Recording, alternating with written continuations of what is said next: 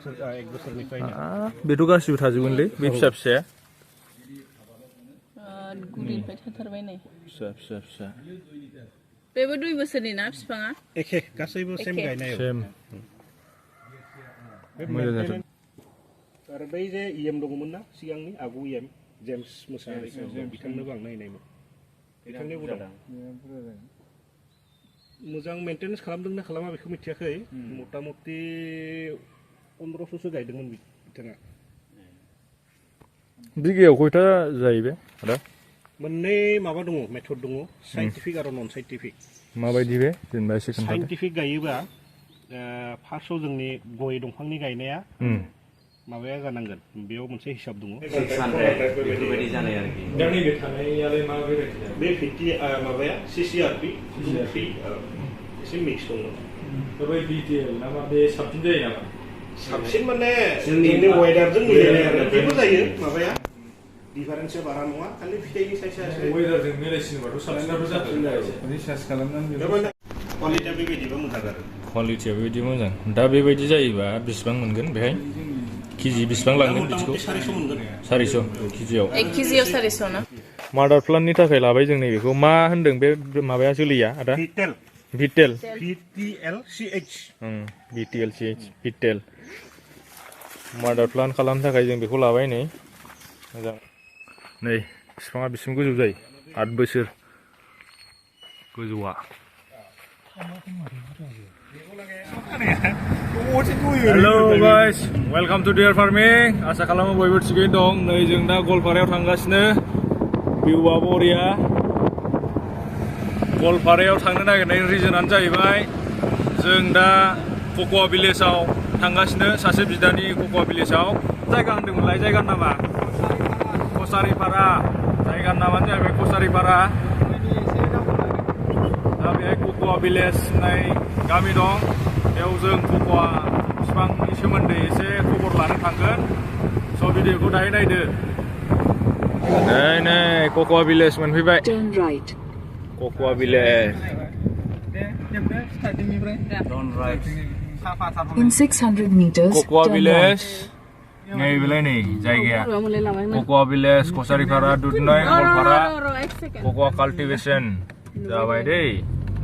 हाबजेनबाय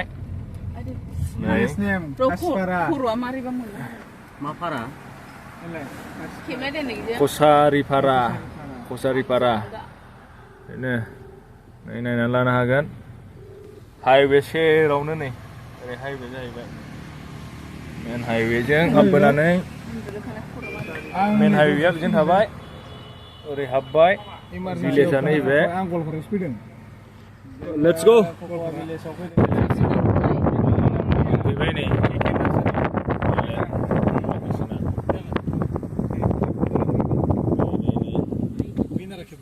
बरिया थायोलै नायलाय माबायाव होनाया फैबाय जों फुलि नुहुरजोबखाबायसो नै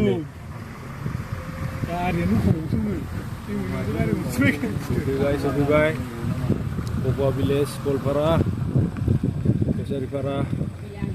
फुलि दंजोबो नै न'आ बेनो फाइनालि सफैबाय फाइनालि नै गलपारा कक'वा भिलेज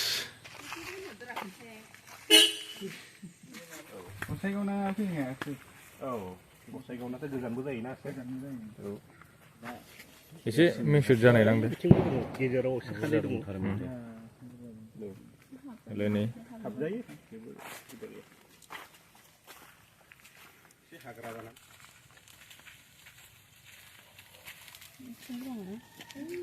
भेनिलाबो दङ नै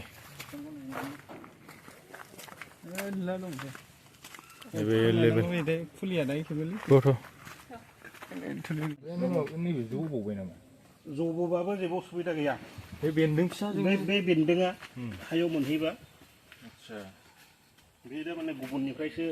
आदारखौ लायो नालाय बेनिफ्राय लासिगोन बे दङ जोंनि पुरा गामियाव दंजोबो कक'वा भिलेज बेनिखायनो कक'वा भिलेज आरो कक'वा भिलेज बेनिफ्राय आरो मोनसे आरि दङ नोंथां मोननायाव जोंनि बे हानि डिफारेन्सआ दङ बेनिखायनो नोंथांमोननियाव बारा मोजां जायो आरो माबाया ग्रथआ बिराद मोजां आरो फिथाइयाबो बारा मोजां जायो दा ओमफ्राय बे बेसेबां गोबावनि बिफां बेयो 3 बोसोर जानोसै आरो ओमफ्राय फुराना बिफांथारा बेनो 3 बोसोर 3 बोसोर नङा बै लामानि आं माबायावसो ओरैनो माबानिफ्राय लाबोनायमोन केरेलानिफ्राय खय बोसोर जाखो बे लामाना बेयो माबायाव गायनाय 17 आव 17 आव खिन्थु ओइ सायानि थाखाय बांसिन मोजां जायाखै आरो बेयो बांसिन सायानि थाखाय दा मेन माबा फुलिखौ आदाया ओमफ्राय हरै केरेलानिफ्राय लाबोयो केरेलानिफ्राय बे गासिबो जथ' फुलि दं बे केरेलानियाव फिथाइ दंना हरै फिथाइ दङ खिन्थु बे बाराव एकदम फिथाइया सिरिजोबदों दा माने बै अखाया बांसिनमोन नालाय बैलाय हनै गोमोनदां बियो औ गोमोन खम दङ सिरिजोबदों दा माने बै माबा गोमोन गिदिर गिदिर मा होनो भेराइटिसा बेलेग बेलेग दं नामा दा औ आं बे गोजाखौ नायनो नागिरदों गोजाया साबसिन जायो मोनाखैना बबावबा मोननाय दं नामा एसे एसे मोनबाय माने बै बाराव बै अखाजोंनो फिथाइयानो गैया अखा बारामोन नालाय गोजाया साइज नुथारलै बेयो 3 बोसोर कमप्लिट जायाखै जानोसै नोंथांमोननियाव ग्रथआ मोजां जायो जोंनिथिं साबसिन जायोनो हरै जोंनोसो नै दानिफ्राय अखा गैलाना फुरा गोरान जाजोबसै फिथाइया मोजां थायथारदों माथो मेन माबा बानायनायाथ' नों दा ओमफ्राय बिदि मेसेज जायनिखौ गायबा माबायदि दिफारेन्स जायो दा मोजां जाया फारांसादा माने बै फिथाइ थाइबासो मिथियो सोरनाबा सोरनाबा माबा जायो नै बिफाङा बेसिम गोजौ जायो 8 बोसोर गोजौआ फिथाइया मोजां थायदों नै 2 बोसोरनि ना दा बे औ 2 बोसोर 2 बोसोर बै जोंनि बे स्किमाव मोननाय माबा आरो बिफाङानो नै बारा गथा जायाखै होमबाबो गिदिर गिदिर फिथाइया बिराद मोजां मोनो आं बेबायदि नैबेलाय नै गोबाव जायाखै बारा माने 18 माससो जादों 18 मास नै फिथाइयासो बिफाङा थेंगन गन फिथाइयासो बांद्राय गिदिर नङा ना होमबाबो फिथाइया थायदों आरो 1 बोसोरनिफ्रायनो बेथ' गासिबो थाजोबगोनलै बे फिसा फिसाया गुदिनिफ्राय थाथारबाय नै फिसा फिसा फिसा बेबो 2 बोसोरनि ना बिफाङा एखे गासैबो सेम गायनाय सेम मेन्टेनेन्सनि खोथा जाय मोजां मेन्टेनेन्स खालामो दंफाङा थाब ग्रथ जायो बे आदाया बिराद खस्थ' खालामो दा माने आंनो बेबायदि टाइम होनो हायाखै आरो भेराइटिया बेलेग बेलेग थायो दा बेलेग बेलेग थायो होमबाबो माबायाथ' एखेखा क्वालिटि दामा प्राइसफ्रा प्राइसआथ' एखे माबाया खिन्थु सोरनाबा बेगरा एसे बारा थायो सोरनाबा एसे खम थायो आरो भेराइटि हिसाबै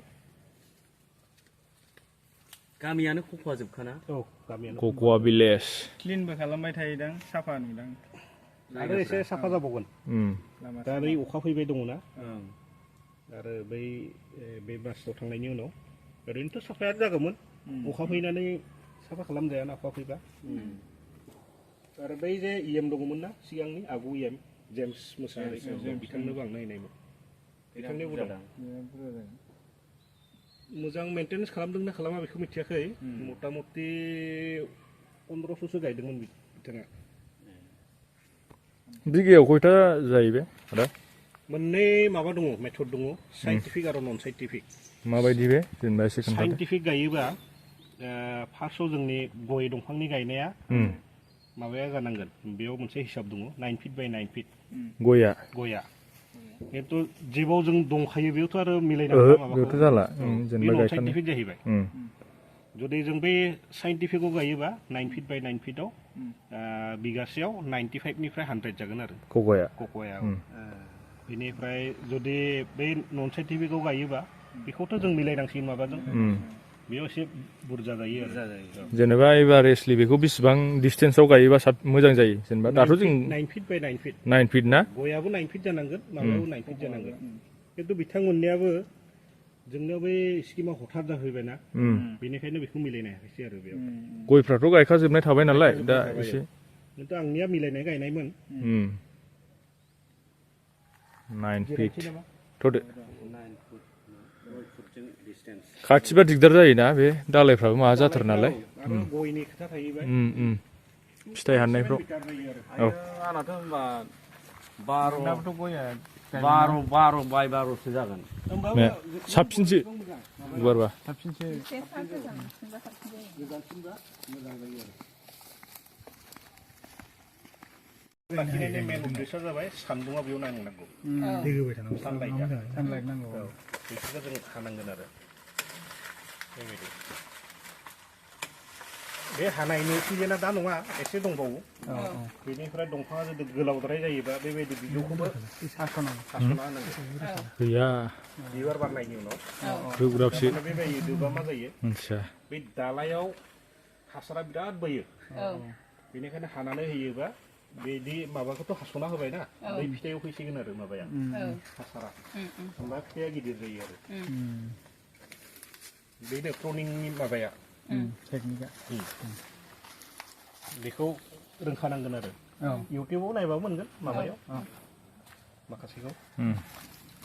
दे सोर सोर खैथा खैथा लांफै फुलिया नै बेसे गोजौ नोंथांनिया आं बिसिम जाबाय नै गोजौ गोजौ 1 2 3 4 5 6 7 8 9 10 11 12 13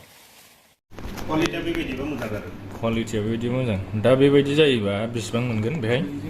केजि बेसेबां लांगोन बिदिखौ 400 मोनगोन 400 केजियाव 1 केजियाव 400 ना 600 बेफोरबायदि जानाय आरोखि दा नैबे थानायालाय मा भेराइटि बे 50 माबाया CCRP एसे मिक्स दङ बै बिटिएल नामा बे साबसिन जायो नामा साबसिन माने जोंनि वेदारजों मिलायनाय आरो बेबो जायो माबाया डिफारेन्सआ बारा नङा खालि फिथाइनि साइजआ एसे वेदारजों मिलायसिनोबाथ' साबसिनाथ' जागोन रिसार्च खालामनानै माबायदि जाहैगोन एसे मार्केटखौ खोन्थादो बेखौ एसे खोन्थादो खिन्थु मोनसे ओरै जायो आं जुदि बेखौनो उल्था बुङो आरो गाज्रि दामोन दा जोंनियाव जेबो बुस्थुआ गैया बेखौथ' बायनो फैखानाय नङा रावबो बेनिखायनो जों प्रडाक्ट खालामनांगोन फार्स्टआव जिहेतु अलरेडि जाबाय नोंथांमोननियाव जाफैबाय